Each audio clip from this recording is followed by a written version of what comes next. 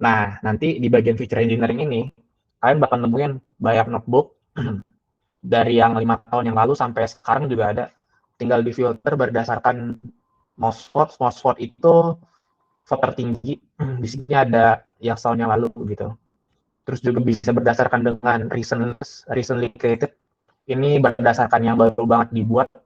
Ini ada nih notebook yang baru dibuat. Ini ya saran saya kalau misalkan kalian main di Kaggle tuh mainlah ke apa namanya ke 4 platform ini nih, ke 4 fitur ini nih. Ini fitur yang paling sering banyak orang cari nih di competition, dataset, model sama kode. Nah, karena kita hari ini uh, materinya itu introduction to machine learning nih teman-teman. Jadi kita pakai dataset cost price, dataset harga rumah. Kalian searching aja di bagian competition, terus tulis house, ntar ada house price. Kalian klik aja ininya, atau saya kasih di Gmail ya linknya. Nah, terus di sini house price ini tuh dia kalian masuk ke bagian data. Jadi sebelum kalian ke bagian data, kalian harus masuk dulu nih ke sini nih. Kalau di kalian mungkin bagi yang belum masuk kompetisinya, kalian harus masuk kompetisinya dengan klik tombol apa gitu di sini namanya saya lupa. Pokoknya tombolnya di sini ada tombol buat masuk ke kompetisinya. Terus kalian baru bisa diklik bagian data. Terus di bagian datanya itu kalian klik bagian data sini. Terus scroll ke paling bawah. Terus klik download all. Ini gunanya buat download seluruh dataset yang ada di Kaggle. Nanti hasilnya bakalan kayak gini. Ada data description, sample submission, test, sama train. Oke, sampai sini ada yang kendala nggak nih? Kayak Labcom aja ya, ada kendala apa enggak? Oke, langsung aja ya teman-teman ya, tanpa basa-basi. Oke, jadi sekarang habis kalian download, kalian coba tulis di sini, tulis collab.new.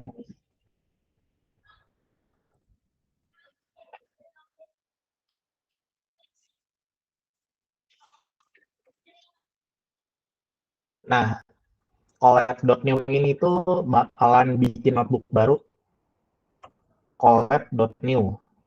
Itu artinya kalian bakalan bikin sebuah notebook baru di Google Colab.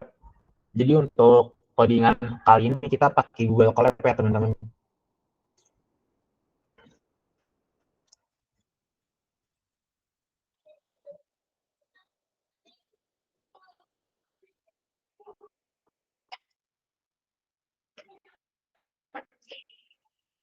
Nah, terus kalau udah kalian collab.new, kalian tinggal import aja, import manual.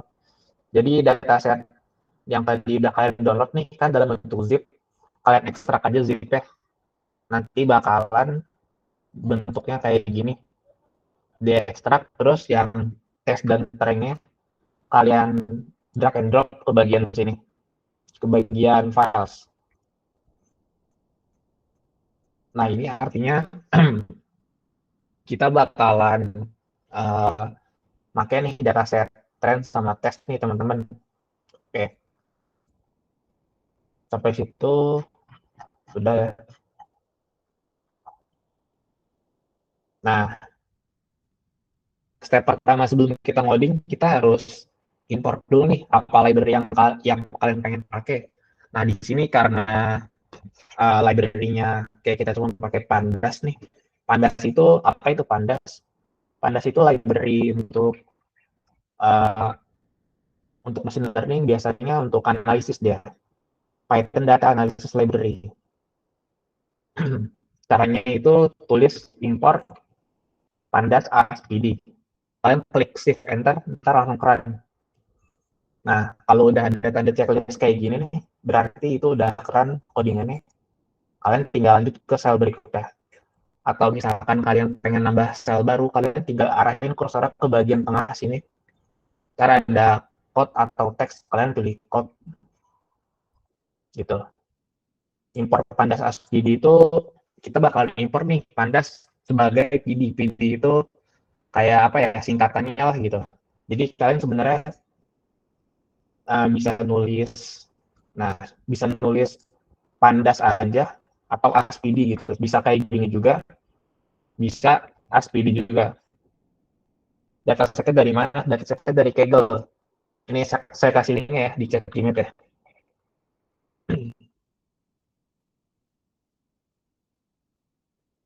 Kalau ada kendala bisa di chat Gmail aja, ditulis kendala di chat Gmail.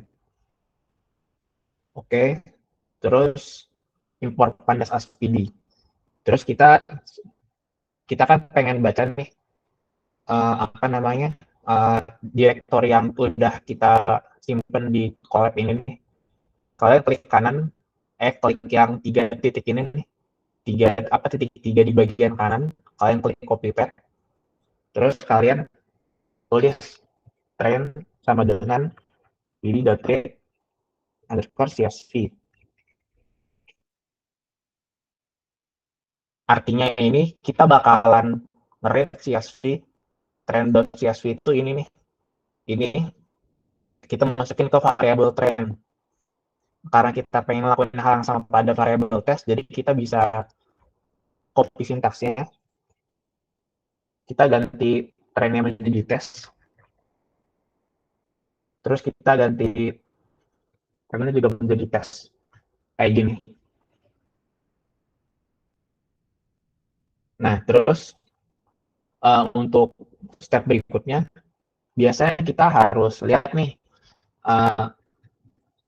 trend.head, fungsi apa namanya, fungsi-fungsi dasar dari machine learning itu biasanya ada .head, .describe, .info, .shape, dan masih banyak lagi ntar yang bakal kita pakai di selanjutnya.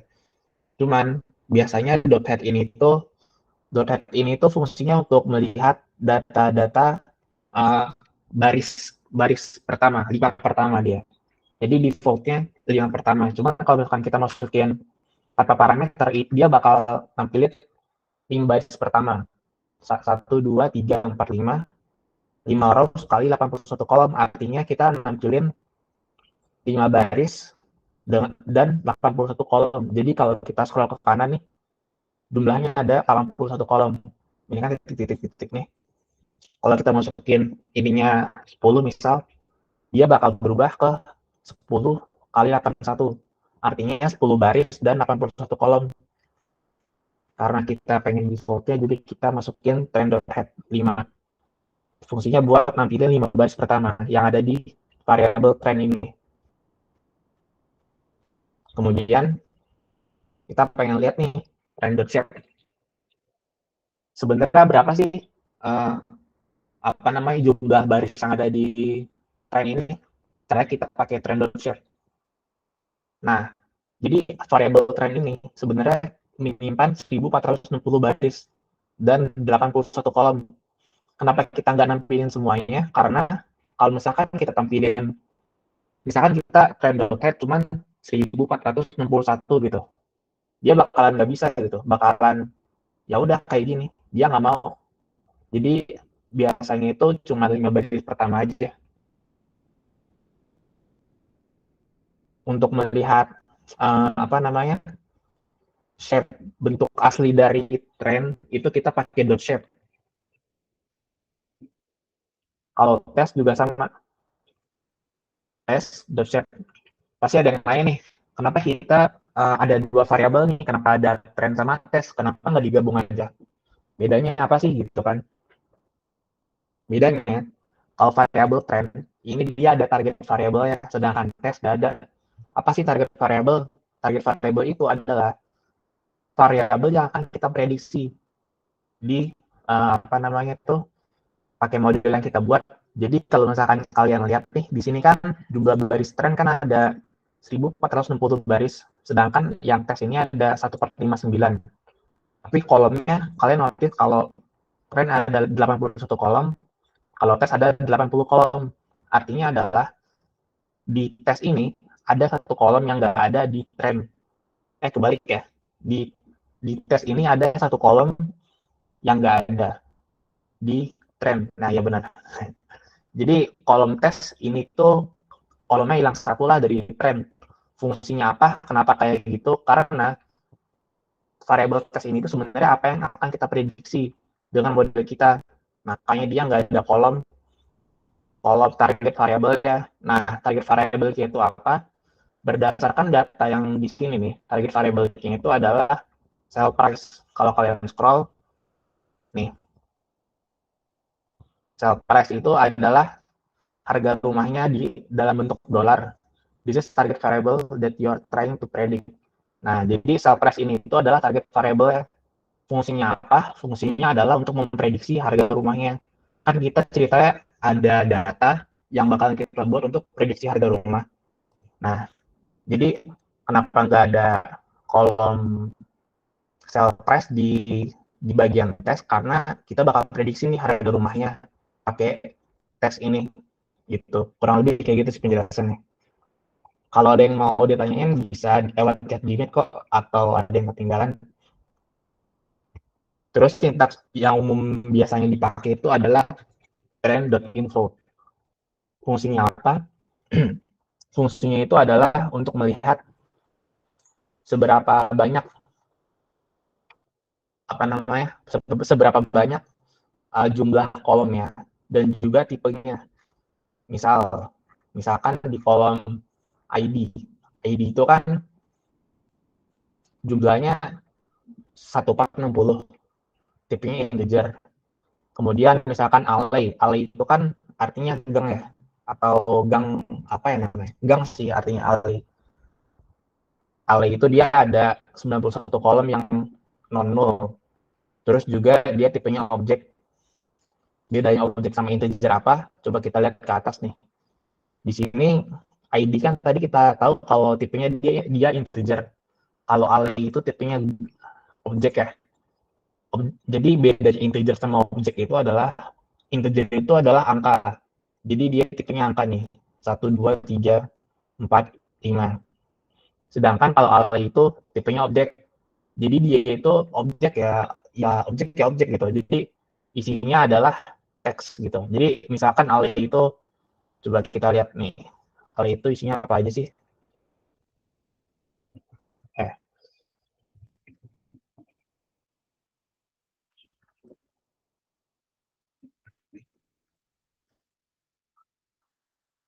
alley itu isinya ada grvl sama path. Jadi alley itu adalah gang yang tipenya objek. Kolom alley itu tipenya objek yang isinya ada grvl dan path. Kurang lebih kayak gitu penjelasannya. Terus misalkan apa ya, pool area nih. Pool area itu kan kurang lebih artinya kolam ya, luas kolamnya gitu. Luas kolamnya berapa sih gitu kan. Jadi tipenya dia itu integer. Kurang lebih kayak gitu. Terus sintaks berikutnya yang harus kalian tahu itu ada trend.describe. Trend.describe ini dia itu untuk melihat biasanya melihat rata-rata standar deviasi minimal, terus kuartil 1, kuartil 2, dan kuartil 3, dan seterusnya. Terus juga ada max-nya. Bisa melihat outliers juga. Jadi singkatnya describe ini itu adalah untuk melihat rata-rata atau kuartilnya gitu. Jadi misalkan kalian pengen melihat nih data kalian itu ada outlier atau enggak gitu. Bisa pakai describe, tahunya outlier atau di mana nanti aku bakal jelasin di di jam berikutnya. Terus selanjutnya di sini ada kita udah pakai describe. Ya, yang terakhir ada get trend value. Kayak error sih sebentar. Kosong. Misalkan value count ini, misalkan kita pengen ngeliat nih apa ya, misalkan street nih, street ya.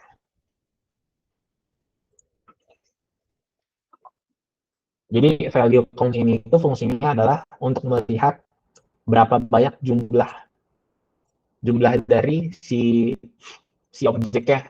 Misalkan trend.street. Trend.street kita tahu kalau dia tipenya objek. Di sini terlihat bahwa street itu tipenya objek ya teman-teman. Nah, objek itu berarti dia punya dua makna. Punya apa namanya, tipenya teks lah gitu.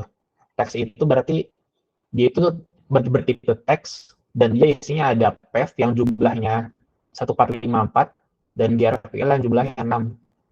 Jadi artinya value count ini fungsinya untuk melihat isi dari trend street ini, dari kolom street ini. Biasanya kayak gitu sih, fungsinya kayak gitu. Terus kalian coba di bagian sini pilih plusnya teks, terus kita tulis part 1 EDA. Caranya itu kayak gini, kalian arahin kursornya ke bagian tengah, terus pilih teks di sini, terus kalian tulis kayak gini, ada tanda pagar di awal, part 1 EDA. Artinya kita bakalan nulis tulisannya adalah isinya part 1 EDA, tapi gunanya pagar ini itu apa? Biar dia pakai H1. Kalau misalkan kalian belajar HTML itu kan ada H1, H2, H3, H4 tuh ya. Itu kan H1 itu yang paling gede gitu, H4 yang paling kecil. Jadi sama kalau misalkan kalian nulis ya pagarnya sekali itu artinya H1. Kalau pagarnya 2 kali itu artinya H2. Kurang lebih kayak gitu. Fungsinya nanti kalian bisa lihat di sini ada seksi gitu, section. Jadi nanti kebaca sebagai seksi. Jadi ntar kalian bisa mempermudah kalian dalam mengatur alokasi setiap selnya gitu. Jadi lebih mudah lah buat di scroll gitu. Nggak capek-capek scroll. Terus part 1 itu kan bagian exploratory data analysis nih, yang tadi udah dijelasin sama Alpha. Kita pengen lihat nih jumlah kolom dari, jadi kan kita udah tahu nih kalau misalkan trend.info itu bakal ngasilin kolomnya, nama kolomnya, non-nullnya berapa, sama tipenya apa. Tapi kita pengen tahu nih berapa sih kolom yang tipenya objek. Kalau kita hitung satu-satu kan capek ya. Misalkan ada 1, 2, 3, 4. Itu ini ada 81 baris loh. 81 kolom loh. Banyak gitu. Ini kan kita pakai sintaks yang udah saya buat nih. Jadi coba kalian tulis categorical sama dengan trend.dtypes. Dtypes ini tuh bakal ngasilin, coba kita lihat. Trend.dtypes itu bakal ngasilin apa? Dia bakal ngasilin tipenya. Jadi ID itu tipenya integer, MS subclass integer, MS zoning object, dan lain sebagainya. Nah, kita ambil trend.dtypes di mana trend.dtypes sama dengan object.index.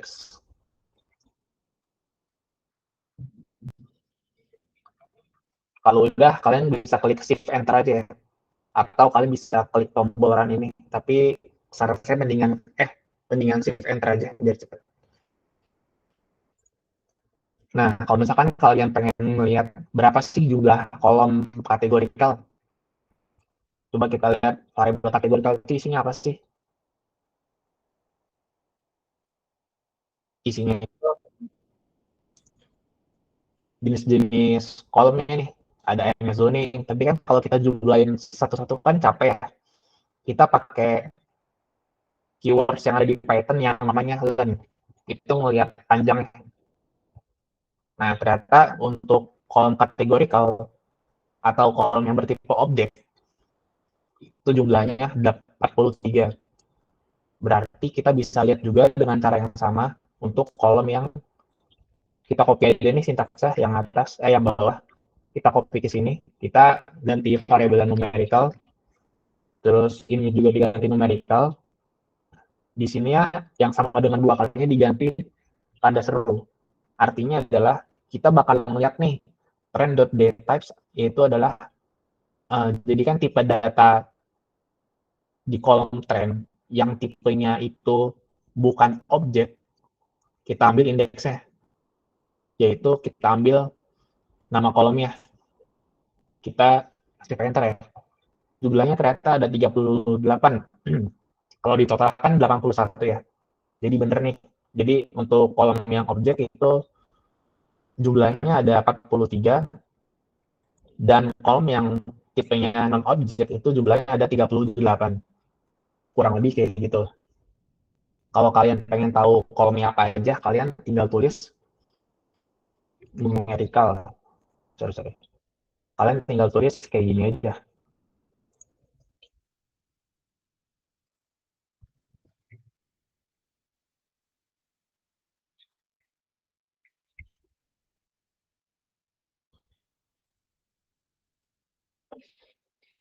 Kalian tinggal tulis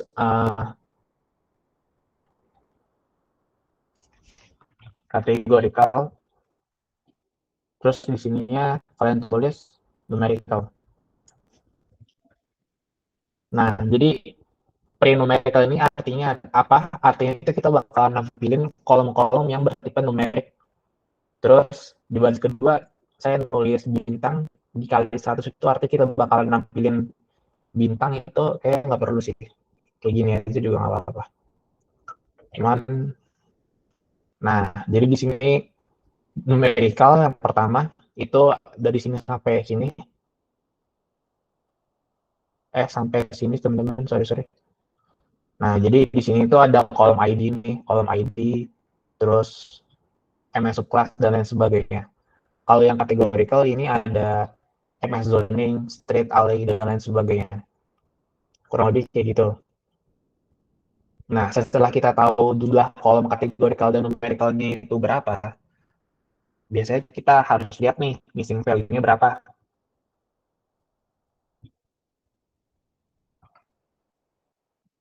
Nah, missing value.sum. Artinya itu apa? Jadi kita, kalau misalkan saya tulis trend.isNo, itu bakal nampilin true on false. Kalau gini kan kalian bingung nih ngeliat missing value-nya nih. Gimana nih cara bacanya gitu. Ini kita tulis dot sum aja, ditambahin dot sum. Nah, artinya kita bakal melihat nih trend dot is null yang di mana, terus dijumlahin nih tipe data yang null. Nah, ternyata kolom ID punya tipe data null. Null itu artinya kosong ya, atau NaN biasa disebut ya. Nah, kolom ID ini ada barisan kosong, jumlahnya 0, MS zoning 0, lot frontage ini ada 259. Artinya kurang lebih kayak gitu. Karena kita pengen melihat kolom yang dari yang terbesar, kita tambahin sort values ascending. Sebenarnya sama aja, cuman kenapa saya nambahin ini itu biar kita tahu nih mana kolom yang terbanyak kosongnya. Nah, di sini kan kelihatan nih kalau kolom pool kisi itu adalah kolom yang paling banyak kosongnya nih. Ada 1453 baris dari 1461. Tadi kan kita lihat, coba kita lihat trend.shape. Nah, cara bacanya adalah trend ini punya 1460 baris atau 1460 baris. Sedangkan di kolom pool key C ini, dia jumlah yang kosong itu 1453 baris. Artinya kan ini banyak banget ya kolom yang kosongnya. Jadi yang keisi sama kolom pool key itu cuma 7 baris kan ya. Karena 1453 baris ini artinya itu kosongnya banyak banget gitu. Nah, biasanya kalau kolom yang kosong itu kita bakal isi dengan yang namanya median atau min, atau rata-rata lah gitu singkatnya. Nah, sekarang kita tahu nih kalau alley, fence, fireplace, queue. Kalau misalkan kalian bingung artinya, kalian bisa lihat aja nih. Misalkan kalian nggak tahu nih alley itu apa, kalian bisa lihat di bagian data, terus kalian Ctrl F, alley. Nah, ini kan ada nih apa namanya penjelasannya, type of alley access, type of gang. Jadi cara aksesnya gimana gitu. alley itu artinya gang. Jadi tipe aksesnya gimana gitu. Nah, terus berikutnya adalah kita bakalan ngisi nih kolom-kolom yang kosong.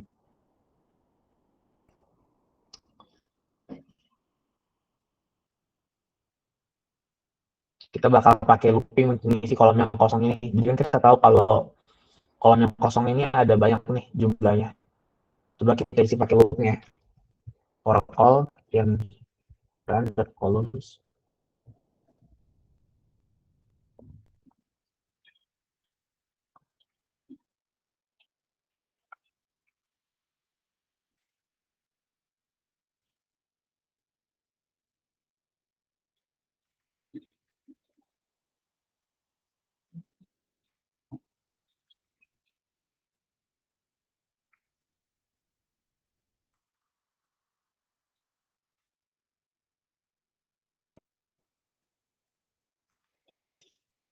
Kalau lebih sintaksnya kayak gini ya teman-teman. Jadi artinya ini apa artinya itu kita bakalan di sini trend dot column trend apa namanya trend dalam kurung call itu artinya kita bakalan looping nih kan kalau misalkan kalian tulis trend dot columns kan dia bakal ngasilin nama-nama columns ya. Nah jadi kan kolomnya ada ID, MS subclass, MS zoning dan lain sebagainya. Trend dot columns itu bakal ngasilin indeks nih. Nah jadi indeks ini bakal di looping sebagai call namanya. Nah, call ini kita masukin ke dalam trendnya. Jadi kita cari nih trend call dot types. Jadi kita bakalan cari nih jika trend call-nya itu tipe data yang itu objek, maka kita bakalan fill NA. Fill NA itu artinya kita bakal ngisi nih kolom yang kosongnya ini sebagai non. Non itu artinya tidak gitu, maksudnya kosong gitu. Sebenarnya kita juga bisa sih ngisinya pakai modus atau ya median kalau misalkan kita ngisinya pakai median atau mungkin atau rata-rata gitu kan untuk untuk numerical ya. Jadi kalau misalkan kalian pengen ngisi kolom yang kosong cuma dia tipenya objek, itu kalian ngisinya pakai modus atau fill and kayak gini atau non ini. Cuman kalau misalkan tipe kolomnya itu adalah numerical, biasanya kita bakal isi pakai yang namanya median atau rata-rata. Nah, karena di sini case-nya adalah bertipe objek, maka kita bakal isi dengan kata-kata noun ini. Kalau dijalanin, udah, coba kita lihat parent.isNo.sum. Kita copy aja sintaksa yang atas ya. Yang ini kita copy, terus kita paste ke bawah.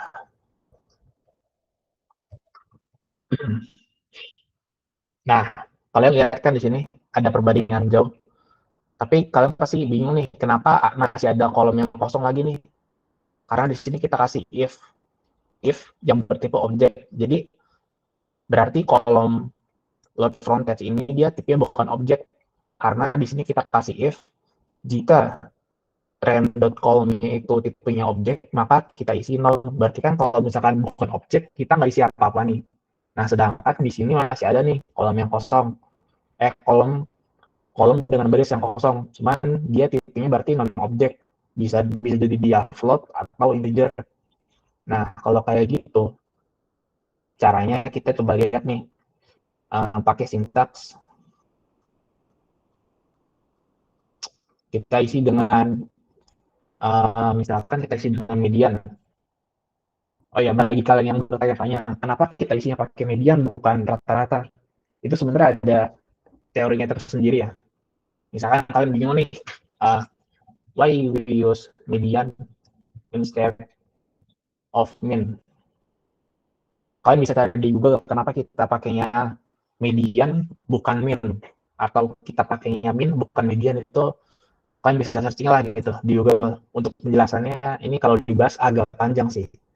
Jadi untuk mempersingkat waktu kita pakai mean aja.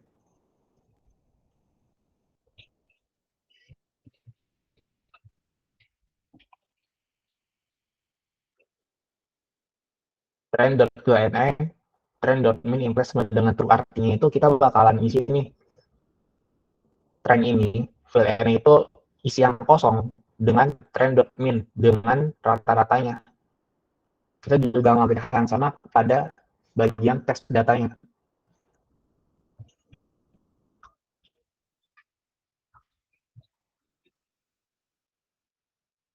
Oke, udah bisa.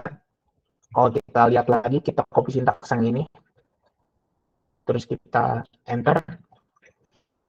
Oke, jadi udah kelihatan ya, kalau kita udah isi semua missing values. Artinya kita udah ngisi semua kolom dengan baris yang kosong.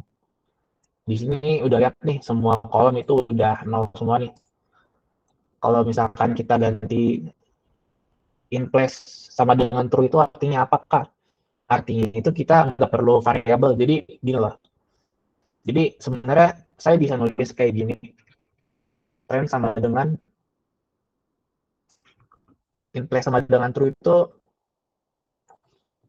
kalian bisa nulis kayak gini. Artinya kan kita bakal ngisi trend.fill.na, trend.min.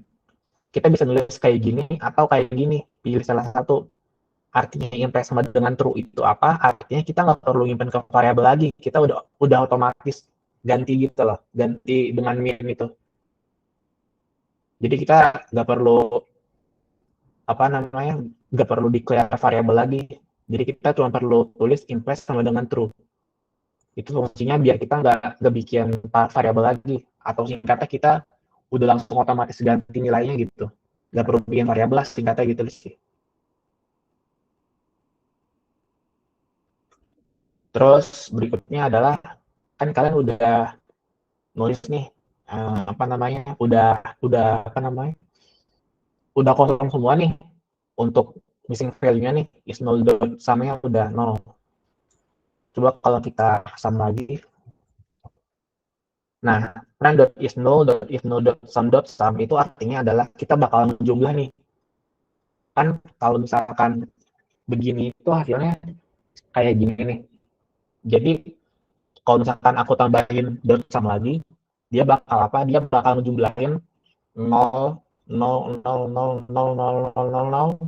Ntar hasilnya dot sum, hasilnya sama dengan 0. Jadi itu untuk mempersingkat aja sih sebenarnya. Kalian boleh nulis kayak gini atau kayak gini. Itu sama aja sebenarnya. Cuman kalau misalkan kalian nulisnya kayak gini nih, ini lebih enak aja sih dibaca. Jadi kita bisa tahu nih mana kolom yang kosong, mana yang enggak gitu.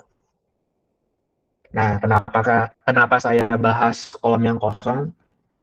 Karena sebagian model machine learning itu dia nggak mau jalan kalau ada kolom yang kosong gitu.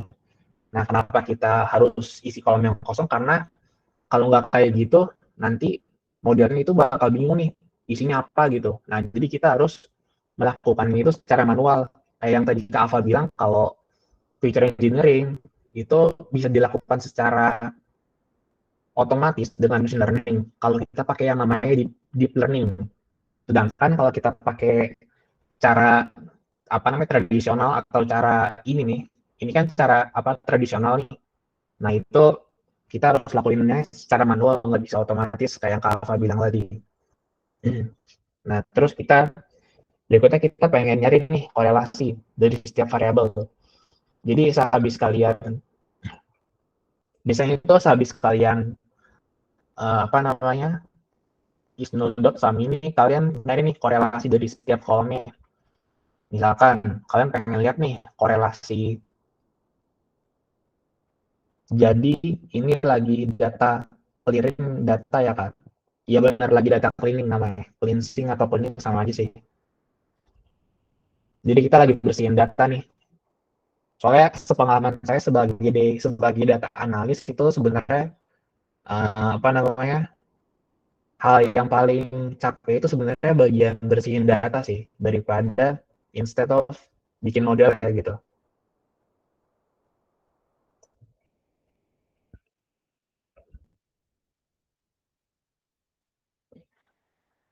Nah, berikutnya kita lihat korelasinya nih. lihat korelasi dari setiap variabel yang udah kita buat nih. Semisal kita pengen lihat nih korelasi dari variabel sell price terhadap lot area ataupun lot area kepada MO sold dan lain sebagainya.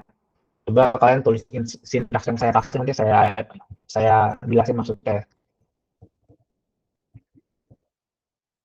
Kita bikin target yang namanya tadi sell price.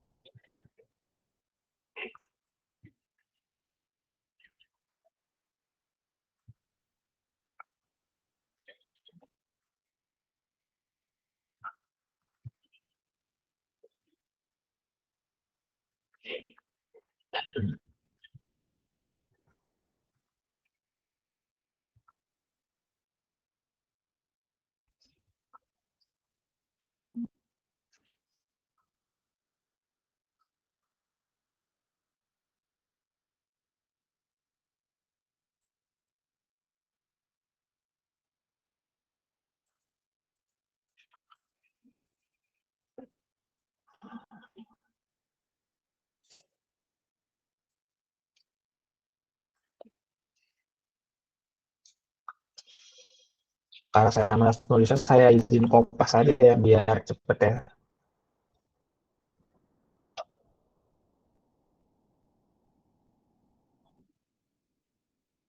Coba saya jelasin apa enggak. Nah, jadi artinya adalah uh, kita nyimpan nih variabel yang namanya min valor, ini isinya integer, terus targetnya sebagai sell price, terus core dot. Jadi trend dot core ini itu apa? Coba kita lihat nih ya. Trend dot core. Trend dot core itu dia bakal ngasilin angka kayak gini nih. Angka panjang kayak gini lah singkatnya gitu. Nah, ini itu artinya apa nih? Jadi artinya, misal kita lihat nih kolom ID sama kolom ID. Misalkan kita lihat nih kolom ID sama kolom ID nih, dia kan 1.00 nih. Artinya apa? Jadi setiap kolom ID sama kolom ID itu sangat berkaitan. Jadi makanya dia 1.0. Jadi korelasinya itu satu gitu. Jadi kan yang namanya korelasi itu adalah dari min 1 sampai 1. Min 1 itu artinya apa namanya keterbalikan. Jadi misal ada kolom A sama kolom B. Kolom A sama kolom B punya korelasi misalkan min 1. Artinya apa? Artinya ketika kolom A naik jumlahnya, maka kolom B nilainya turun. Sedangkan kalau misalkan kolom A dan kolom B dia punya korelasi 1, maka ketika kolom A jumlahnya naik, nilainya naik, maka kolom B jumlahnya juga naik. Jadi korelasi 1 itu, korelasi positif itu artinya adalah saling menguntungkan lah singkatnya gitu. Kalau naik ya naik. Kalau misalkan korelasinya negatif atau misalkan min 1, itu artinya adalah ketika kolom A naik, kolom B nilainya turun. Itu artinya kurang lebih kayak gitu. Nah, kalau kalian lihat nih, ini kan min 1, 1, 1 nih. Dari sini sampai sini kan 1, 1, 1, 1, 1. Itu artinya itu adalah ID sama ID itu punya keterkaitan. Karena dia kolom yang sama, pasti dia satu dong korelasinya. Nah, kalau misalkan kita lihat nih, ID sama MS subclass. Artinya itu apa? 0,01. Artinya itu apa? Misalkan. Artinya itu adalah ketika kolom ID itu nilainya naik, maka MS subclass nilainya naik. Cuman perbandingannya adalah 0,001 gitu. Jadi kurang apa ya? Namanya itu istilahnya kalau di kita tuh korelasinya itu kurang bagus gitu. Karena dia karena kita kan udah declare nih kalau minimal Valcor itu adalah 0,3. Jadi minimal dari korelasi yang kita bakal tentuin itu 0,3. Sedangkan di sini tadi kita tahu kalau misalkan ada korelasi yang nilainya 0,01. Nah, jadi itu apa namanya? Kurang apa ya bisa dibilang kurang korelasinya gitu, kurang bagus gitu korelasinya.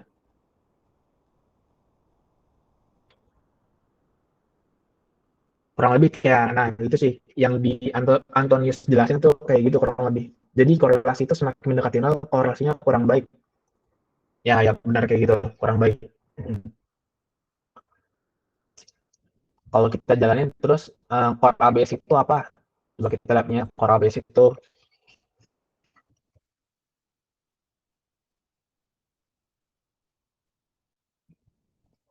kurang lebih sama sih.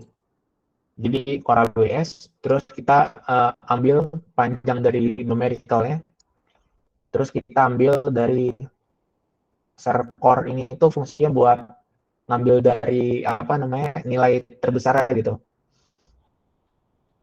Jadi di sini kita ambil nih ketika share core values-nya itu melebihi, jadi kan apa kita tuh bikin nih variabel yang namanya cost ABV core limit. Artinya itu kita bakalan ngambil kolom yang di atas above ABV itu above core limit. Core limitnya kan 0,3 nih. Nah, jadi di sini tandanya lebih dari. Jadi artinya kita bakalan ngambil nih kolom-kolom yang dimana kolomnya itu mempunyai korelasi di atas 0,3. Aduh, di atas 0,3 kita ambil indeksnya. Kita ambil nama kolomnya apa aja gitu. Sedangkan yang bawahnya cost bell core limit, artinya kita ambil nih kolom yang dimana korelasinya below kurang dari 0, kurang dari sama dengan 0,3. Kurang lebih kayak gitu. Udah di enter tadi ya, udah di run ya. Coba kita run lagi ya. Nah, kalau kalian print nih, print kayak gini.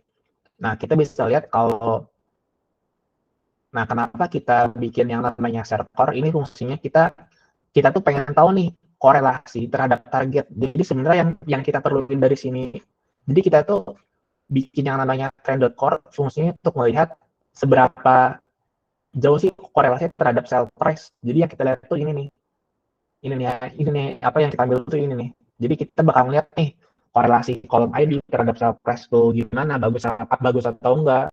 Terus MS subclass terhadap sell price gimana. Kenapa terhadap sell price? Karena sell price itu adalah target variable yang udah kita declare di awal, yang dikasih tahu sama Kaggle di sini. Di sini dia bilang kalau sell price ini itu adalah target variable ya kan. Jadi kita melihat terhadap target variable, bukan terhadap variable yang lain. Nah, di sini kita lihat nih share core.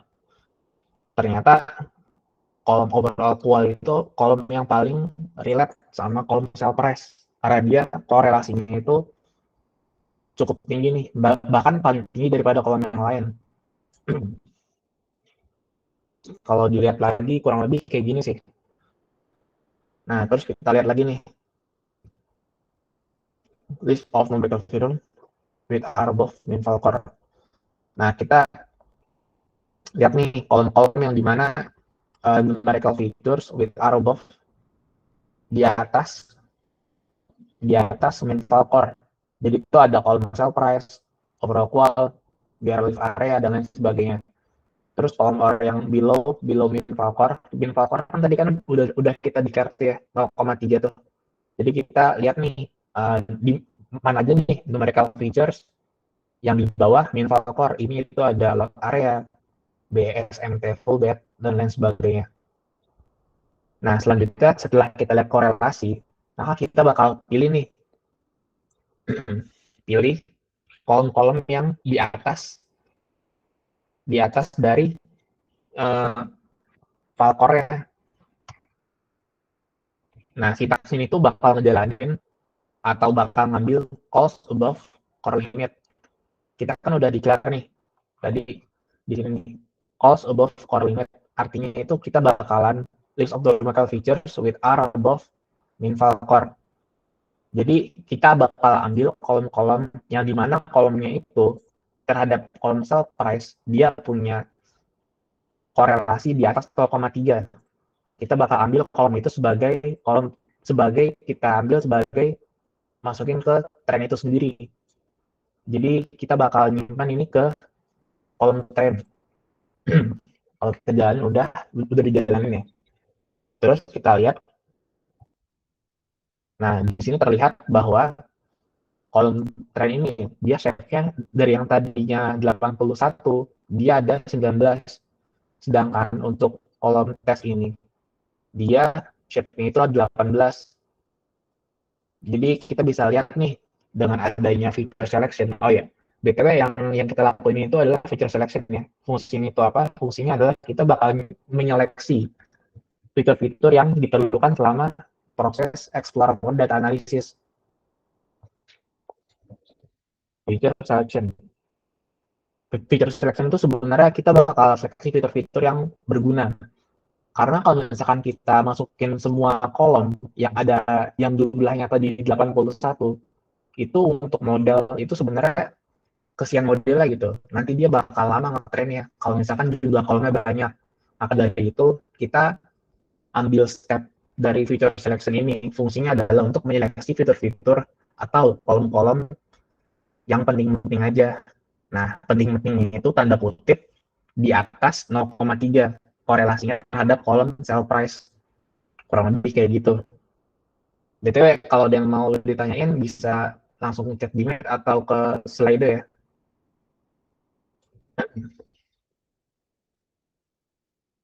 Nah, terus step berikutnya apa? Step berikutnya feature engineering. Jadi kan kita tuh udah punya kolom nih. Coba kita lihat nih. Trend.info. Nah, dari 19 kolom ini, ada yang tipenya integer, ada yang float, ada yang integer. Nah, jadi kita notice bahwa nggak ada kolom-kolom uh, apa namanya kategorikal. Kita nggak pakai kolom kategorikal karena biar mudah aja gitu. Nah, selanjutnya kita bakalan pakai feature engineering. Step berikutnya adalah feature engineering. Kita nambahin dulu ya di sini ya, tambahin uh, sel baru, tulis feature engineering. Nah, di feature engineering itu kita ngapain teman-teman? Kita itu bakalan pakai library dari scikit-learn yang namanya standard scaler. Jadi kita import dulu standard scaler-nya.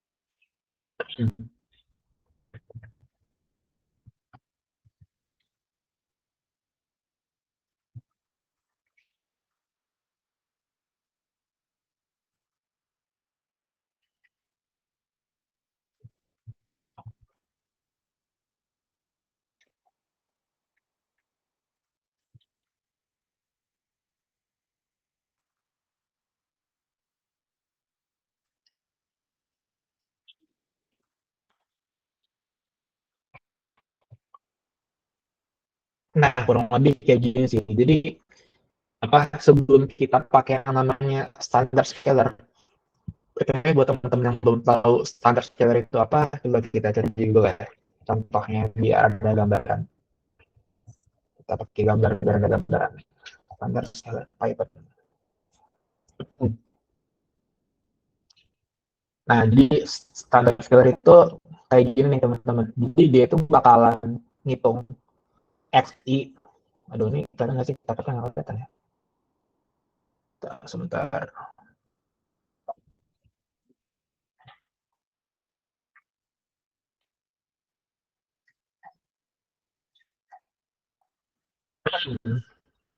Nih, semoga kelihatan sih. Nah, ya, nih. Jadi di sini kita kan pakai yang namanya standar scalar ya. Nah, buat teman-teman yang belum tahu nih, standar scalar itu apa?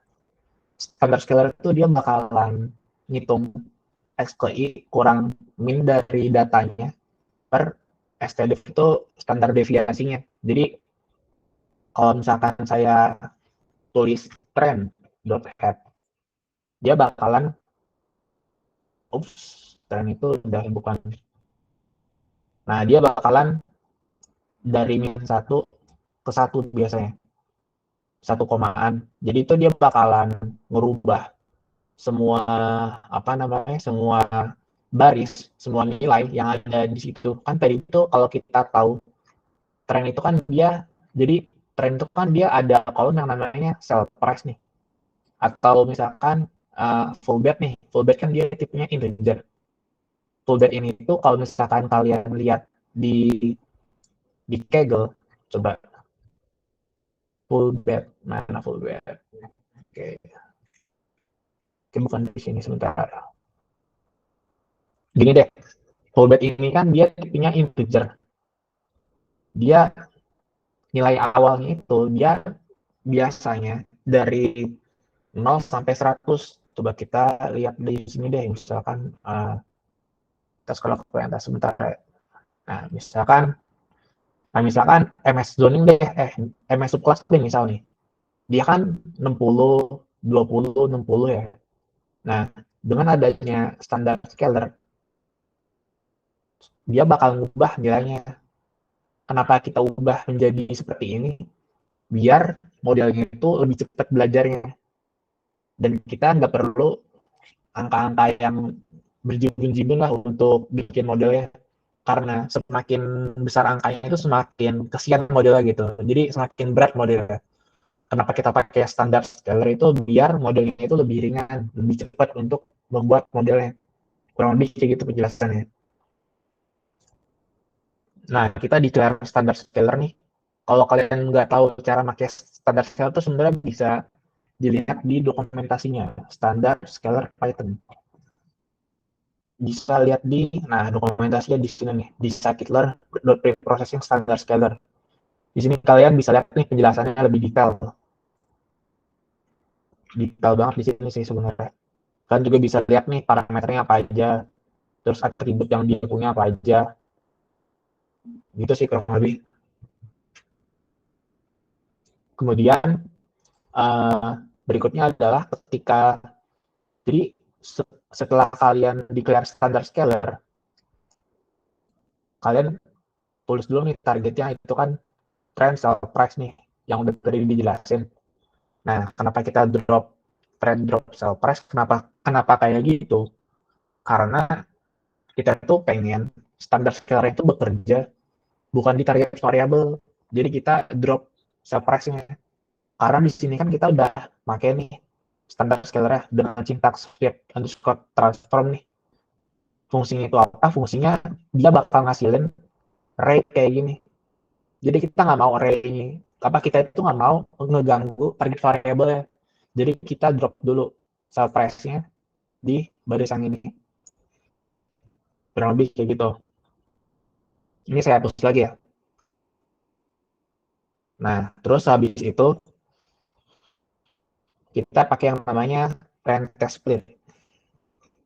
Coba bentar, trend test split di Python. Trend test split Python.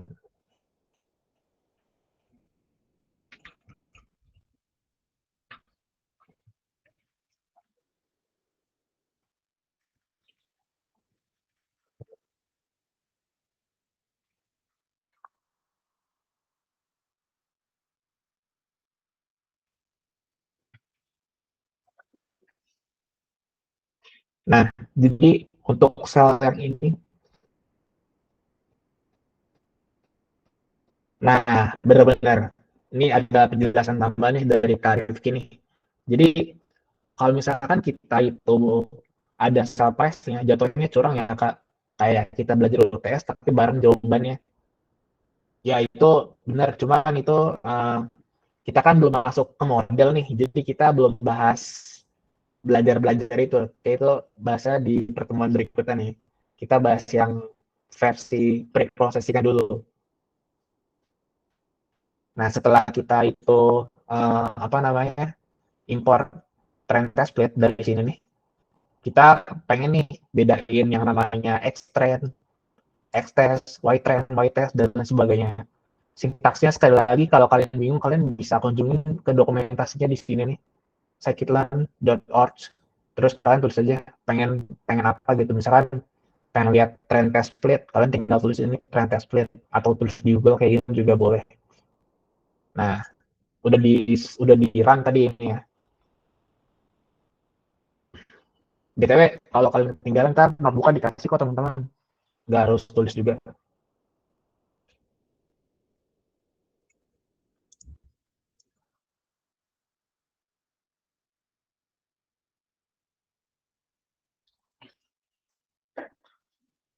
BTW ada yang mau ditanyain kan nih teman-teman? Langsung ke Slido aja ya. Kayaknya cukup sih sampai sini aja untuk pembahasan modelingnya, kita bahas besok aja. Jadi setelah kalian apa namanya, nggak deh, kita bikin modeling satu aja nih, satu model kita contoh bikin linear regression coba. Kita habis itu kita bikin sel baru, kita bikin RMSI. Nah, fungsinya itu apa? Oh, ini error. Bentar ya.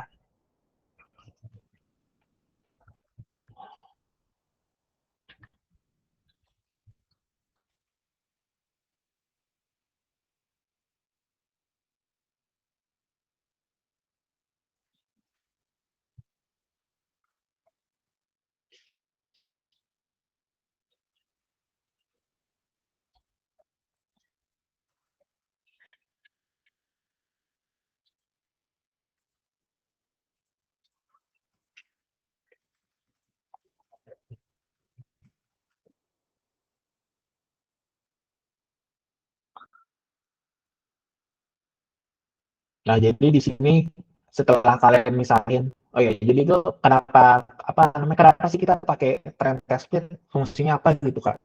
Nah, fungsinya itu adalah kita tuh bakal misalin nih yang namanya X trend, X test, Y trend sama Y test.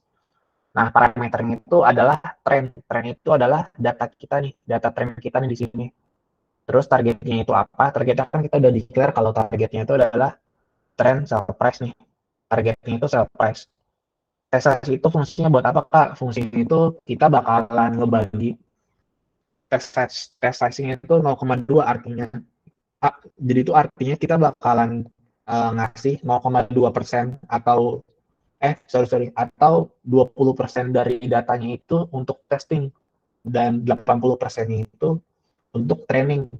Kenapa dibagi seperti itu, Kak? Karena kalau misalkan kita ngasih semuanya ke training, kita gimana pengen nguji modelnya gitu. Kita harus ngebagi juga untuk testingnya. Jadi biasanya itu yang untuk training itu biasanya 0,80%, sedangkan yang testing tuh 20%. Kurang lebih seperti itu.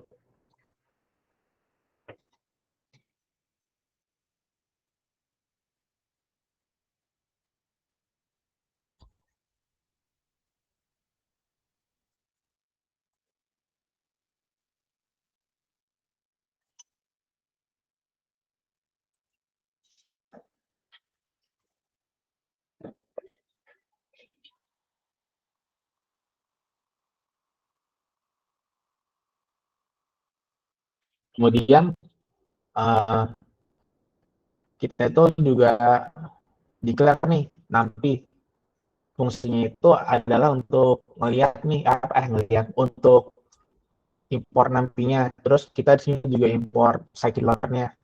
Di sini import crossfire score-nya. Kalian kalau misalkan bingung dia dari library mana, kalian bisa searching di sini nih. Di main-main aja lah, sering-sering main ke sini gitu buat baca dokumentasinya.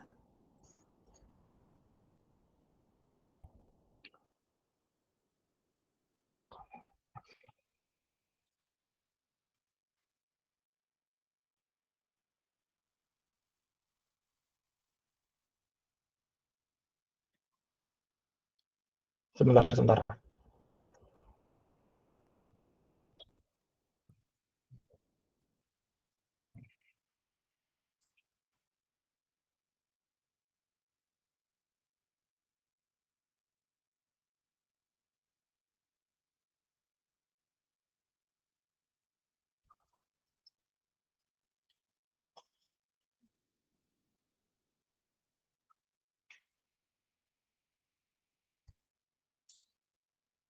Jadi kita tuh bikin fungsi baru nih, RMSI. Fungsinya itu nanti bakal nge-return dari mean square error-nya. Jadi kenapa kita tulis y, ypret itu artinya kita tuh bakalan bakalan menilai pakai mean square error. Y itu adalah data aslinya, Y itu adalah data aslinya. Ypret itu artinya itu hasil dari prediksinya. Jadi kurang lebih kalau misalkan saya praktekin tuh kayak gini nih. Jadi kan ada model yang namanya lasso. Oh, lasso is not defined. Sebentar ya.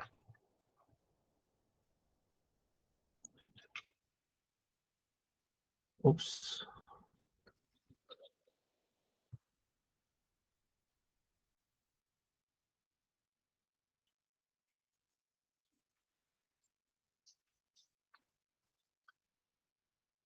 Nah, jadi kalian pasti banyak yang bingung nih kenapa bisa kayak gini. Jadi itu sorry, ini itu LR, itu LR,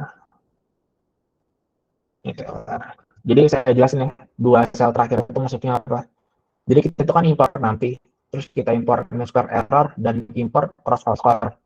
Nah, kemudian kita bikin fungsi baru nih, namanya RMSI.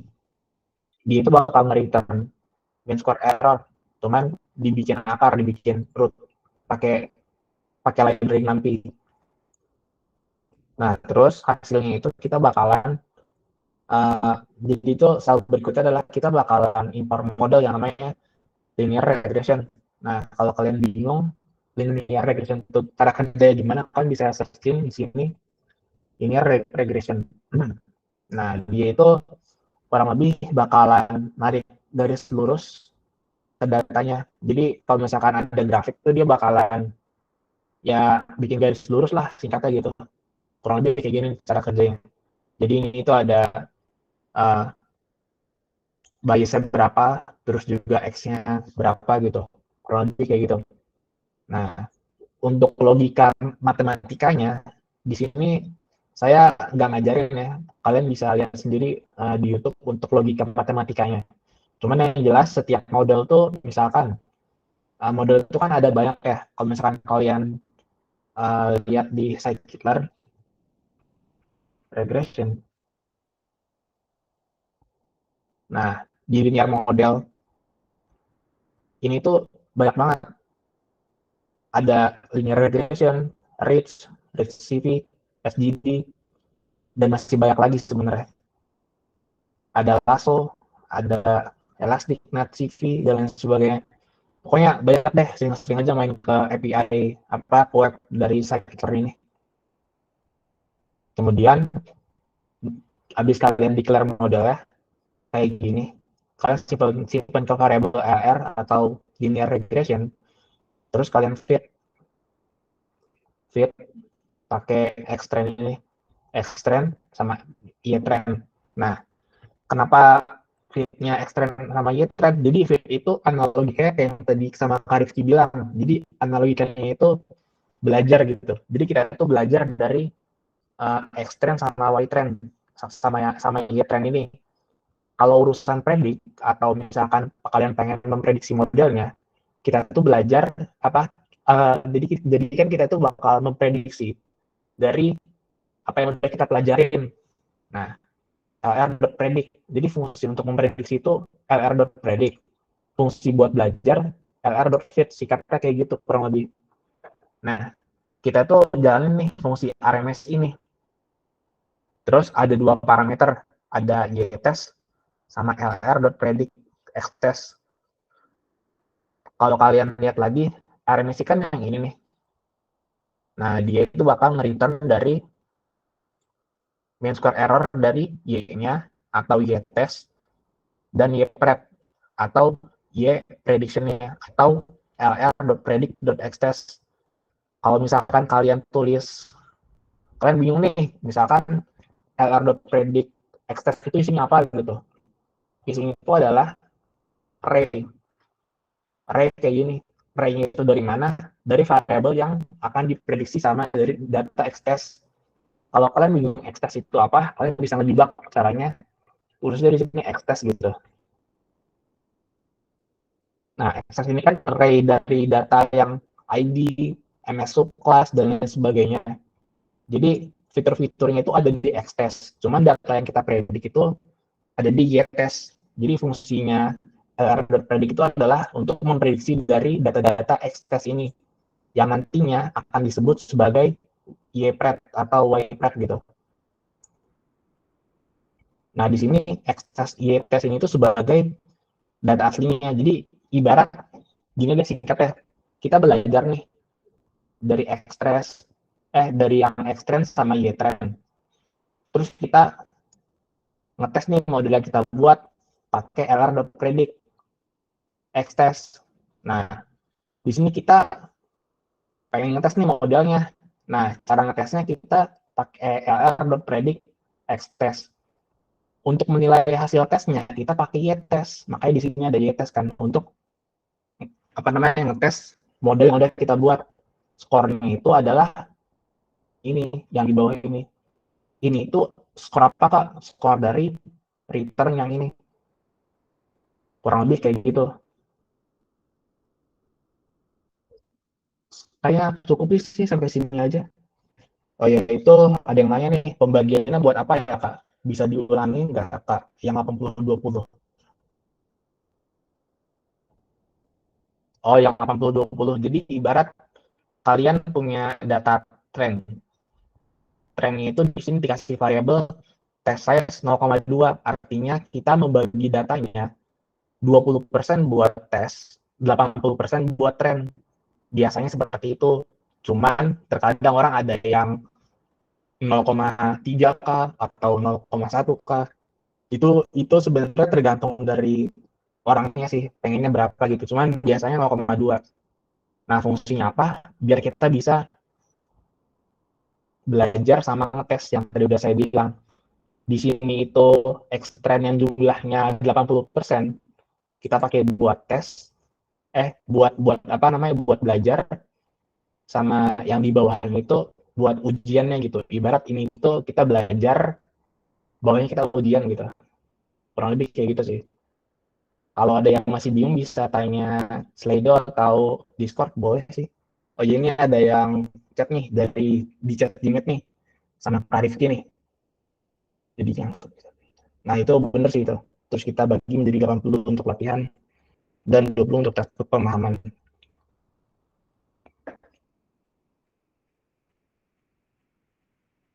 Nah, itu yang Pak Rifki bilang sama yang Antonius bilang itu kurang lebih kayak gitu sih gambarannya.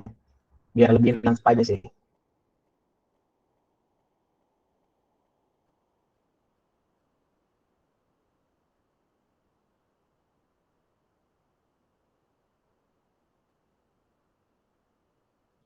Oh, ini nanya ya. Sebentar. Misal sekolah ada 10 space, terus misalnya ada 1400. Nah, untuk sebentar apa? Nah, untuk 1400 itu kan datanya sama semua yang nilainya.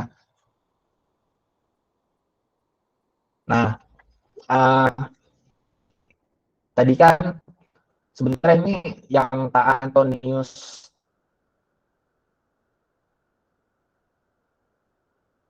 tanyakan ini sebenarnya apa ya? Udah masuk karena kamu apa kita kan punya data 1.200, terus misalnya ada 1.400 gitu. Sebaiknya atau seharusnya sebaiknya itu kita drop kolomnya. Karena datanya itu apa namanya? Kurang relevan kita pakai karena datanya itu terlalu dikit gitu. Karena kolomnya itu kebanyakan kosongan gitu. Ibarat kamu punya data nih, punya apa namanya? Punya data. Terus datanya kan punya kolomnya itu kosongnya banyak nih. Karena kosongnya banyak, itu sebenarnya bisa mempengaruhi ide bisnis yang bakal kita kasih insight ke atasan gitu. Jadi atasan itu bakalan bingung nih karena ada kolom yang kosongnya banyak. Nah, biasanya kalau kosongnya banyak itu saya drop. Kenapa saya drop kolomnya? Karena itu bakal bisa mengganggu modelnya.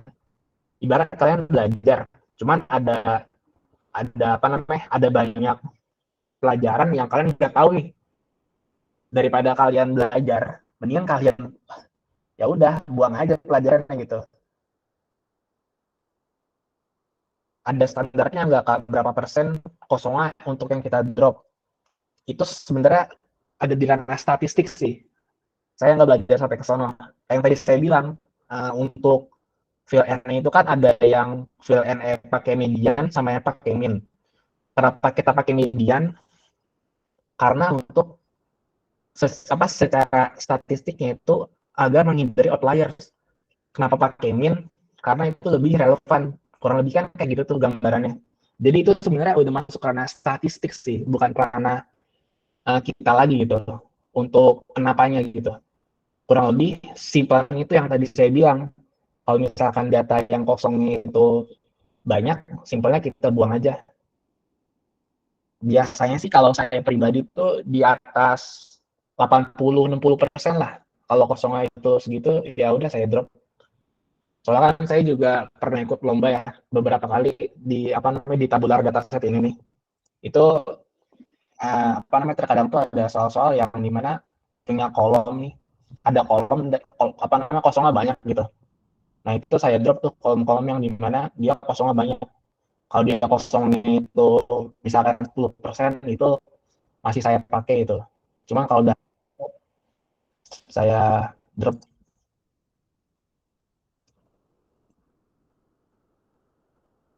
Ini kalau dari sisi deep learning itu dijawab sama Kak Guntur ya. Bisa diuji nanti kita naikin epoch, jumlah data dan lain-lain bisa jadi novelty-nya. Kayaknya kayak kantor bisa jadi temuan baru. Kak, buat yang tadi kenapa pembagian testing lebih kecil dari trainingnya? Karena kita tuh pengen belajar lebih banyak, bukan kita ngetes lebih banyak. Simpel lagi tuh. Jadi yang tadi Kak Rifki bilang tuh, jadi anggap kita punya soal nih, soal latihan tes ada 100 soal. Terus kita bagi 80 untuk latihan dan 20 untuk tes pemahaman. Jadi kita belajar dulu 80 soal, itu berulang-ulang kali. Buat selanjutnya kita tes 20 soal terakhir yang belum pernah kita lihat. Nah, kalau misalkan pembagian datanya itu testingnya lebih besar, kalian pasti bingung nih, belajarnya kan dikit. Kok testingnya besar sih? Nah, balik lagi, untuk pembagian 80-20-nya itu biasanya tergantung orangnya. Orangnya pengennya berapa? Cuman umumnya 80-20 gitu.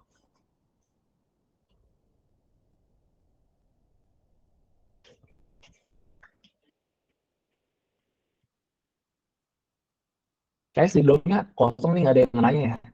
Pada nanya di chat di semua BTW. Ada yang nanya Ada ya? kok, ada Oke, yang nanya di kayaknya sini. udah sih sampai sini dulu sih. Ada. Makasih, saya izin stop sharing ya.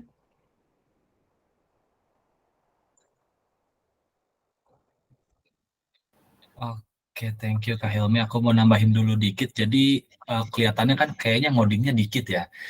Emang dikit. Jadi di machine learning, di AI, data science itu tuh sebenarnya kita ngodingnya tuh dikit guys. Kita tuh lebih banyak ke pemahaman teoretikalnya gitu. Kenapa pakai ini, kenapa pakai itu. Tadi juga kan ada yang nanya, kenapa sih testingnya tuh lebih sedikit dibanding data tradingnya. Nah yang kayak gitu-gitu tuh harus banget dipelajarin.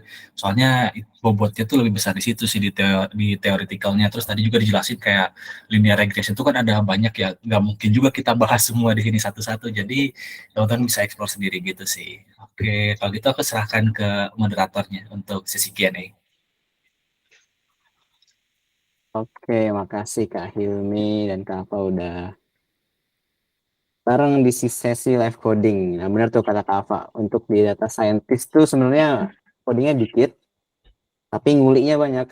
Nguli data quality. Saya emang ada prinsip garbage in itu garbage out. Jadi misalkan data sampah yang masuk, itu bakal menghasilkan Ya, Rodi result kayak yang gitu sampah benar. juga ya Kak ya. Betul. Nah, gitu. Oke, nah udah gak kerasa kan ya, kita udah sampai penghujung acara Wikiclass. Sesi, sesi, sesi Q&A dulu Kak. Ya, maksudnya, oke.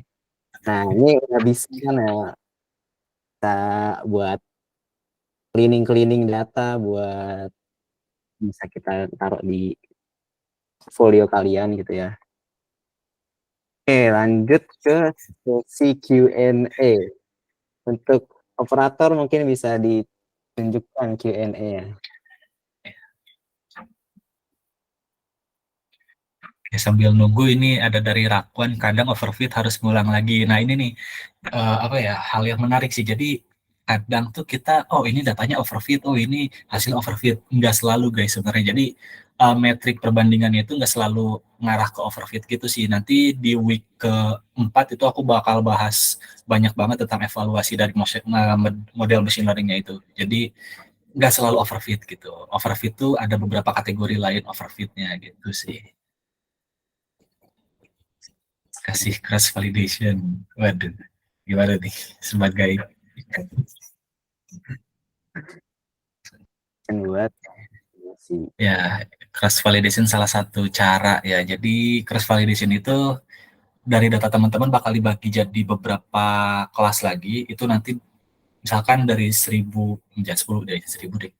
Ya pokoknya ada beberapa data dibagi jadi 5 kelas. Nanti kelas 1 itu yang bakal jadi data test, kelas 2 sampai 4 jadi data train. Terus nanti diulang lagi nih. Kelas 2 itu jadi data test, kelas 1, terus kelas 2 sampai kelas 4 itu jadi data trainingnya. Jadi kayak gitu sih. Nah, mungkin Karifkoi kan yang nanganin langsung nih cross validation. Gimana nih Karifkoi? cross validation itu mungkin lebih kayak misalkan kan ada banyak ya cara untuk validation ya. Ada train test split ya kalau nggak salah bukan kan. Iya train test split kan sih Kak. Train test split validation gitu. Validation tuh berguna kalau misalkan datanya itu sedikit, misalkan cuma ada 100 data gitu ya. Nah, terus kan kita kalau train test split misal 80-20 cuma 80 data dan 20 data buat testing gitu. Kan kayak agak kurang gitu kan. Jadi kita buat terus itu K-fold cross validation, sorry. Cross validation ada banyak ini ya, eh, ada banyak tipenya gitu. Nah, kalau K-fold cross validation kan jadinya kita buat fold-foldnya gitu. Jadi distribusi ini, distribusi itu. Ya operator gimana operator? Udah bisa share screen belum? Mungkin nggak ini ya, masalah di adminnya kali ya. Iya. Langsung Nah itu udah bisa. screen ini ya. Nah oke mantap. Oke, pertanyaan dari Anonymous. Oh ya, tolong kalau bisa Anonymous semua nih kalau aku lihat ya. Kalau bisa teman-teman tulis namanya masing-masing ya. Soalnya kita bakal catat keaktifan teman-teman buat ada hadiah di penghujung weekly class nanti ya. Oke, mungkin dari Kak Anonymous 1. Machine learning cuma bisa pakai Python kah? Apakah benar, Kak Ava, Kak Hilmi? Ya mungkin dari aku dulu, cuma bisa pakai Python pasti enggak dong, pasti bisa pakai yang lain. Cuma kalau dari segi komunitas yang paling aktif itu di Python, library-nya ada banyak. Kecuali kalau misalkan teman-teman mau bikin library sendiri gitu di Java, ya silakan aja sih. Gimana kalau Kak Hilmi ada tambahan? Sebenarnya di Java, di JavaScript, di bahasa lain itu sebenarnya bisa ya. Cuman tuh Python tuh terkenal dengan library yang banyak banget. Jadi emang ya cocok sih untuk buat machine learning karena emang library-nya itu banyak banget di Python. Gitu. Nah, oke. Mungkin aku tambahin dikit ya. Sebenarnya machine learning itu engine-nya kayak Pandas, NumPy itu nggak ditaruh di Python. Atau TensorFlow, PyTorch itu nggak taruh di Python. Itu taruhnya C++. Kenapa? Karena kalau Python mungkin trainingnya bakal 1 abad sendiri kali ya. Lemot, Python itu Yes, lemot. benar. Terus kan lebih ke sistem level ya. Jadi ya untuk performance pakai C++ gitu.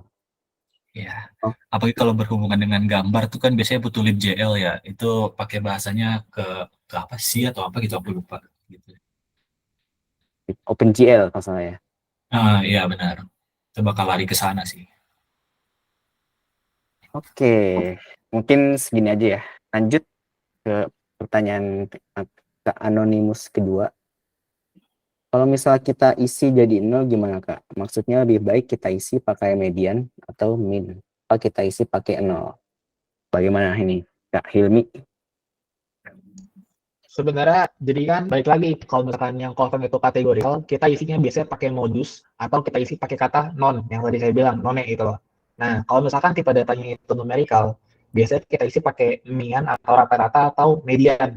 Nah itu dari sisi statistiknya itu ada tuh alasannya kenapa. Kalian bisa lihat sendiri sih sebenarnya. Gitu. Oke. Kalau Kak Ava ada tambahan?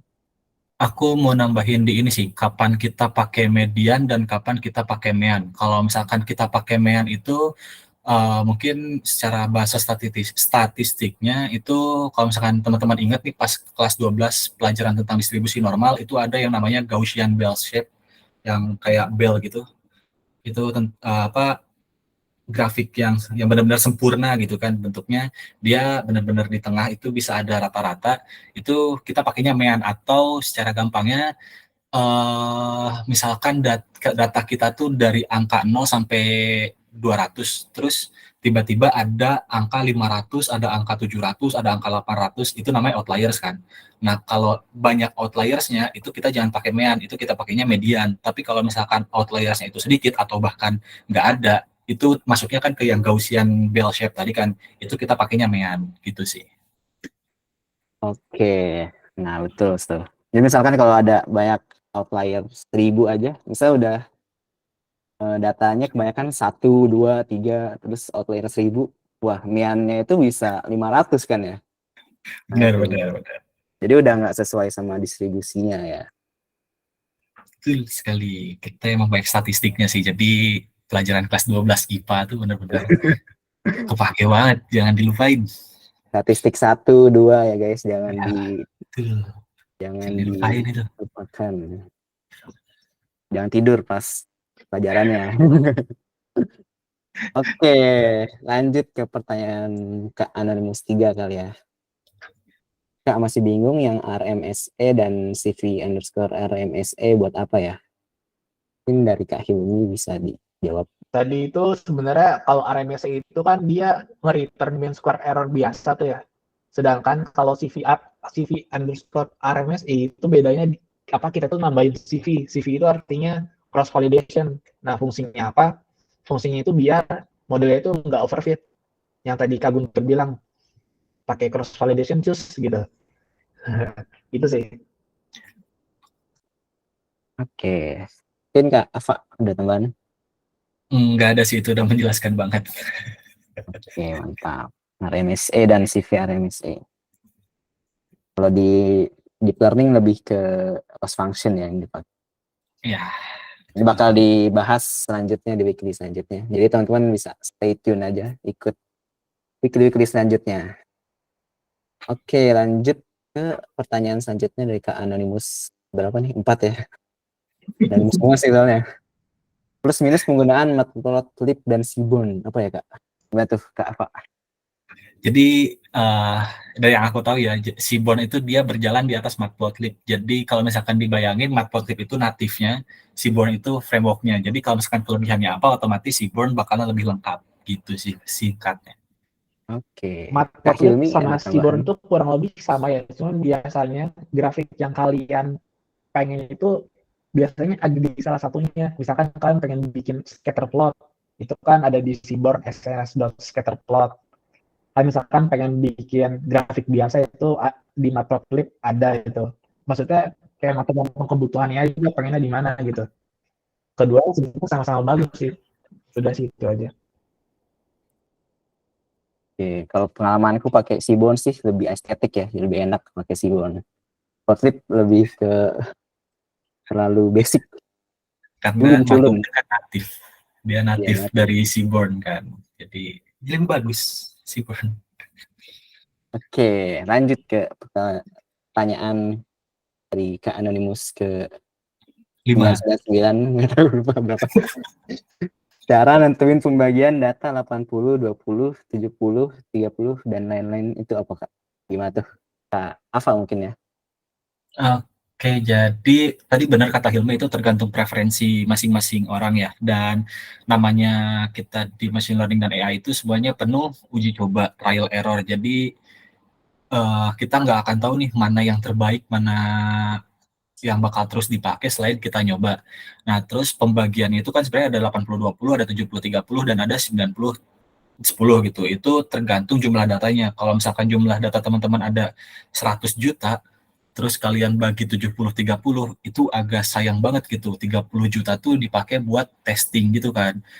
Jadi mendingan saran aku kalau misalkan datanya udah banyak banget, itu bisa dipakai 90 banding 10. Jadi cuma 10% aja yang dipakai buat testing, itu udah cukup banget sih. Udah Gitu. sih cukup, Mungkin dari Kahilnya ada tambahan. itu aja.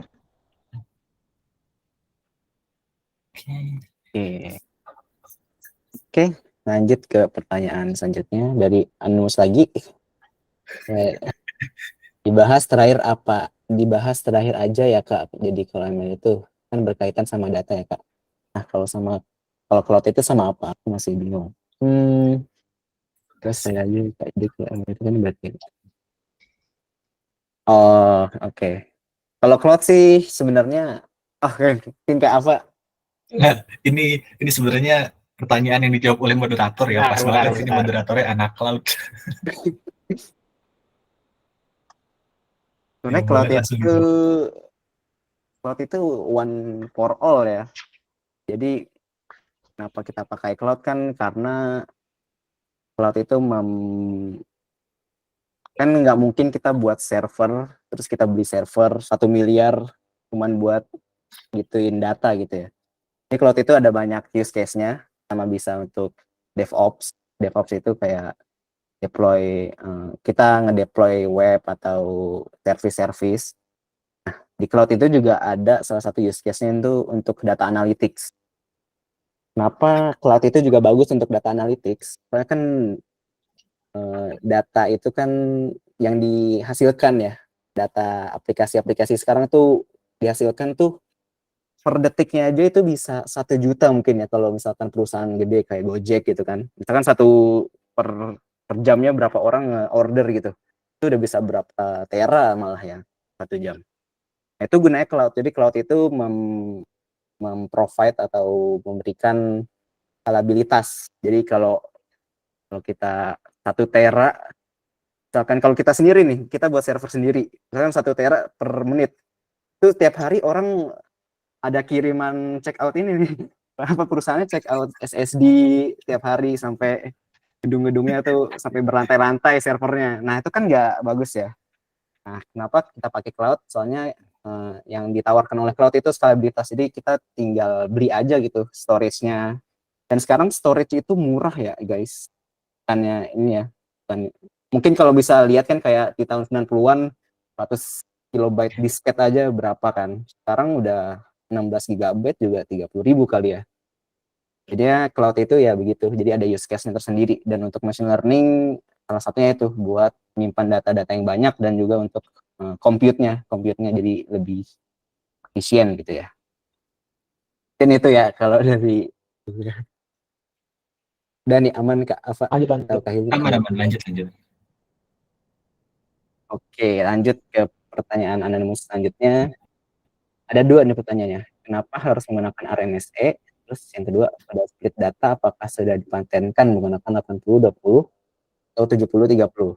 Jika tidak seperti itu, bagaimana pada data tabular? Kalau yang satu Gimana nih? itu kan dia nanya kenapa pakai RMSE, itu sebenarnya tergantung kompetisinya. Kompetisinya itu skornya pakai apa? Biasanya dia pakai mean square error atau misalkan pakai skor lain gitu, yang misalkan skornya itu custom gitu kan, ada tuh misalkan skor custom. Nah itu baik lagi tergantung kompetisinya itu dia syaratnya scoringnya pakai apa. Cuman biasanya sepengalamanku itu scoring biasanya pakai RMSI biasanya. Terus yang kedua itu apakah sudah paten? Ya balik lagi karena itu emang itu dari sononya gitu loh. Jadi emang biasanya itu 80 sampai 70 itu buat belajar atau buat training, 20-30 itu biasanya buat testing sih. Udah sih itu aja. Oke, Kak Alfa mungkin tambahan? Ya, sebenarnya tadi udah dijelasin juga sih pemilihan komposisi data aset itu benar kebanyakan pakainya yang 80-20 atau 70-30. Itu kayak evidence pembuktiannya tuh udah banyak juga di internet. Ada yang pakai data MNIST. MNIST itu data dari antara tulisan tangan atau fashion gitu kan yang klasifikasi gambar itu udah banyak banget paper-papernya tuh mereka pakai perbandingannya segitu 8-20, 70-30 atau 90-10 gitu sih. Oke, Jadi emang udah nyoba-nyoba testable aja. ya. Ya, betul. Udah testable 80-20 atau enggak 70-30. Tergantung jumlah datanya juga. Iya, betul. Lanjut Boleh. dari ini lebih anonimus nih, Kak H namanya. H. Siapa? Hendra apa? H. Oh, Kak Heri nih, kayak Kak Heri ya. Apakah ada software tertentu yang diperlukan untuk seseorang data scientist? Gimana tuh? Kak Afam. Coba dulu yang jawab. Oke, kalau software balik lagi tergantung kebutuhan project atau kebutuhan perusahaan. Kadang ada perusahaan yang harus pakai Tableau atau harus pakai apa ya pokoknya software-software yang lain gitu kan. Itu balik lagi tergantung sih. Cuman kalau misalkan yang diperlukan kebanyakan sih Google Colab itu udah wajib sih. Itu salah satu hal yang wajib, Google Colab, Jupyter Notebook dan lain-lain gitulah yang untuk ngolah-ngolah Kalau pengalaman programnya. aku Kalau cuma Hilmi punya gimana di pengalaman pengalamannya? data analis sih. Kalau data analis tuh dia pakainya Tableau benar, Excel wajib sih itu, sama Power BI, terus juga Looker Studio. Looker Studio itu Nah, ya. punyanya Google. Jadi saya anak Power BI lah singkatnya gitu. Udah sih itu aja. Oke, mungkin dari aku ya. Tambahan, mungkin kalau data ya, kita bilang data, itu udah pasti SQL. Jadi teman-teman tuh harus belajar SQL. Jangan di skip SQL-nya. Soalnya kebanyakan kalau dari pengalaman tuh kalau interview pasti tanyanya SQL. Soalnya SQL tuh kayak bahasa Inggrisnya untuk data. Jadi data engineer, data scientist. Iya, yang agak sedikit beda ya perspektifnya data engineer dan yang lain-lain. Data engineer lebih ke software engineer di dalam bidang data lah ya. Oke, lanjut nih. Kak Risalah Kolbuzain. Kak, kalau jadi data scientist harus tahu cara bikin neural network from scratch nggak, Kak? Kayak customize sendiri dan bahkan nggak pakai modul ML umum. Bagaimana tuh, Kak? Ini Kayaknya mungkin. itu harusnya yang jawab Kak Ava sih. Gimana tuh, Kak Ava? Jadi kalau dari pengalaman aku ya, secara garis besar mungkin harus bisa memahami sih karena apa ya model matematisnya tuh benar-benar harus dipahamin banget sih menurut aku sendiri gitu karena suatu saat mungkin kita bakal butuh yang customize itu benar terus dan bahkan gak memakai modul. Nah kalau yang ini tergantung sih kalau misalkan teman-teman butuh cepet gitu kan ya pakai aja yang TensorFlow, pakai PyTorch itu udah disediain kan. Aku lupa dalam bahasa IT-nya apa, pokoknya selama orang-orang pakai itu dan it works, why not gitu. Kenapa harus pakai yang lain? Kenapa harus build dari awal? Pakai aja yang ada. Gitu. Tapi kalau misalkan secara garis besar harus memahamin, bukan harus sih. Kalau bisa iya, karena itu ngebantu banget gimana caranya kita tuh ngerti gitu. Nggak cuma pakai-pakai doang. Karena atau itu preferensi masing-masing sih kayaknya. Aku prefer bener-bener mahamin matematisnya gimana sih. Nah, tuh. Dia kalau why not gitu kan ya belajar, ujung-ujungnya juga dapat ilmu gitu. Itu juga bisa masuk, ujungnya bisa masuk resume juga tuh. Pernah buat neural network from scratch ya. Langsung diterima. Sama ini Andrew Ng. Oke. Lanjut dari buah apel nih. Oke, Kak, buah apel. Kan misalkan kalau yang jadi target variabelnya nggak dikasih tahu, bisa nggak? Pasti dikasih tahu kalau misalkan target variabel, karena kita kan training itu butuh Y trend, Y trend kan. Pasti dikasih tahu sih kalau target variabel gitu. Apa? Ya ini wajib dikasih tahu kalau misalkan case kita ini yang supervise kan. Kalau misalkan yang unsupervised itu emang kita nggak tahu kan ya variabelnya itu apa, yang target variabelnya itu nanti beda metode lagi. Kita bisa pakai clustering gitu sih. Oke. Jadi kalau supervise ya kalau nggak ada misalkan Nggak pengen tahu apa detek yang diklasifikasikan apa. ujian nggak ada KJ-nya kan ya. Itulah ya kalau analoginya. Nah, oke. Mungkin segini aja ya teman-teman. Kita juga udah lewat 16 menit dari jadwal rundown. Maaf untuk ke rundownnya. Oke, mungkin sebelum ditutup, kita udah di penghujung acara ini. Sebelum ditutup, kita bakal foto bareng nih. Jadi teman-teman mungkin bisa open kameranya dulu ya. Jadi sambil ini Kak operator bisa tolong ditutup screen-nya. Nah, mantap. Untuk foto bisa dipandu oleh Kak Lilis ya.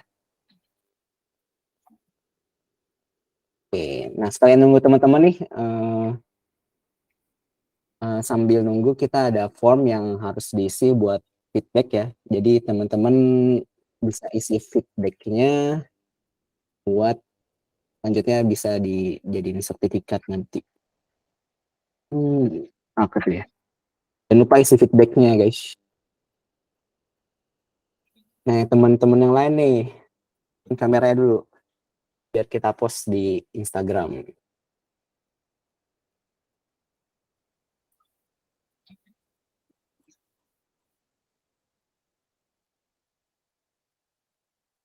Nih, di muka-muka seger nih, seger atas data. Seger atau udah muak nih sama data? Itu sih machine learning itu serunya bikin modelnya sih. Kalau prosesinya sangat tidak seru. Terus kalau udah nguli. Iya, apalagi kalau deteksi objek gitu-gitu, anotasi satu-satu tuh gambar, ya Allah. Waduh, udah itulah menyerah aja. Atau enggak bikin joki ke orang. Ya, sekarang ada job desk-nya loh yang kayak gitu ya kan, Iya data kalau nggak salah anotator. banyak loh. Kemarin aku lihat di Rosa AI itu, dia kan mainan NLP ya. Itu lagi Hmm, buka freelance text data anotator apa untuk bahasa iya, daerah kayak Minangkabau gitu-gitu. sekarang ada job desk baru, guys. Dibocorin yang susah. Bukan yang susah-susahnya, biar nangis. Enggak kok, enggak nangis. Keram aja kak tangannya dikit. Nggak bisa buka kamera nggak apa-apa ya teman-teman. Mungkin udah segini aja kali ya. Lilis bisa dipandu. Oke, paling aku hitung sampai 3 ya teman-teman. Teman bisa pakai gaya andalan teman-teman. Aku hitung 1, 2, 3.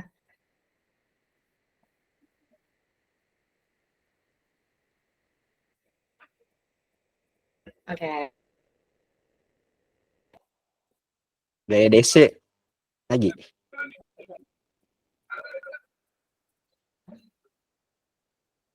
Oke, udah ya. Oke, mungkin mungkin kita udah di penghujung acara nih, dari penghujung acara. Jadi buat teman-teman yang belum isi feedback form, jangan lupa diisi. Dan yang mau langsung RSVP week 2 juga bisa langsung week 2 RSVP. Oke, mungkin kalau ada kesalahan atau kekeliruan dari aku sebagai moderator dan kakak-kakak dan kami sebagai panitia, aku mohon minta maaf ya teman-teman. Oke, kurang lebihnya mohon maaf. Wassalamualaikum warahmatullahi wabarakatuh. Waalaikumsalam warahmatullahi wabarakatuh. Boleh bagi G-Collab yang tadi nggak? Boleh ya. Nanti mungkin di-share ya Boleh Kak. Hilmi, nanti di-share sama Hilmi. Bisa Atau cek. nanti di-upload di YouTube juga sih, bisa sambil dilihat. Nah ya, ntar di-share di Discord ya guys. Oke, thank you guys.